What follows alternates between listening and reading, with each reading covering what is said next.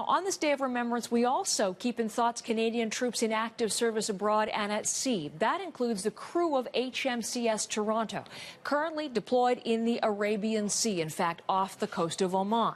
Commander Matthew Bowen is with me on the phone from the very ship off the coast of Oman.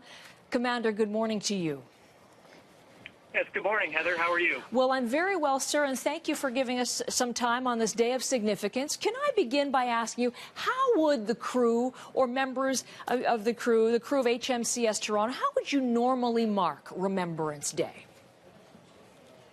Well, normally if we were at home in Halifax, we would, of course, attend ceremonies at our local cenotaph. But being out here on operations at sea, we mark it in a bit of a different way.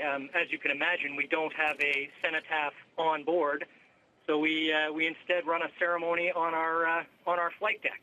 So can you tell us about a wreath that? At the cenotaph, we basically commit the wreath and our poppies to the sea on completion in memory of those who have gone before. So you have a traditional Remembrance Day ceremony that Canadians would certainly identify with, would know, and then at the end throw the wreaths and the poppies into the water. Is that right? That's correct, Heather. Everything else is very much what Canadians would recognize: Reveille, the last post, the various benedictions read by our ship's chaplain.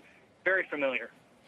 I'm wondering, the fact that you are celebrating on board in the middle of a deployment, does it make in any way the sacrifice of past deployments, of past missions for Canadians, does it make it seem any more acute, or are you aware of it any more keenly because you are actively deployed on Remembrance Day? Oh, there's no question at all, Heather, that we're much more aware, I think, of those who have gone before us, particularly those who served long periods in combat. When you think of World War II in particular, where sailors were away from their families for years before getting home. It really puts our current deployment in perspective.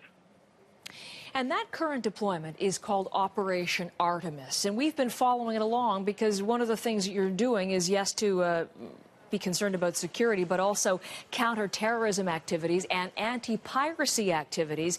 And in that department, you've had tremendous success. You had another huge heroin bust just a few weeks ago, Commander.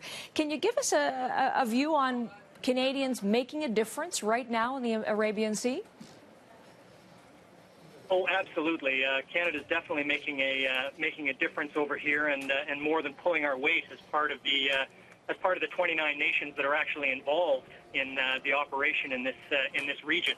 I do want to point out, though, that we aren't actually doing anti-piracy or counter-piracy. We're solely focused on counter-terrorism and basically interdicting those narcotics, stopping the flow of narcotics and their support to terrorism. That's our mission.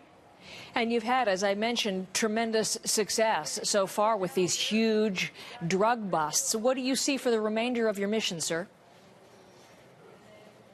Much the same, actually, Heather. The weather is improving in this part of the world, and that makes the smugglers and the terrorists that support them or provide them with the product to smuggle that much more eager to get their product to market. So we're anticipating a busy few months ahead of us.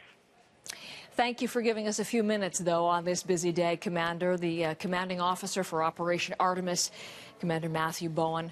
And we'll think of everyone there, the 225 on board with you, sir, on this Remembrance Day. Thank you. Thank you, Heather.